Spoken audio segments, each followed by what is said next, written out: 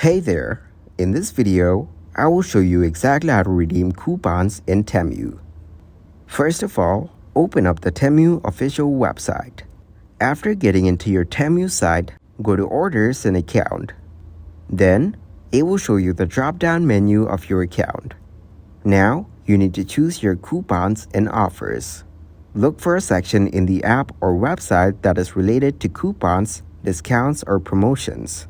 This could be in your account settings or during the checkout process. If you have a coupon code, there should be an option to enter it. This is typically a field labeled coupon code or something similar. After entering the coupon code, look for a button or option to apply or redeem the coupon. Click or tap on this button. Ensure that the coupon is successfully applied and the discount or promotion is reflected in your order or account. Be sure to check the terms and conditions of the coupon to understand any restrictions or limitations.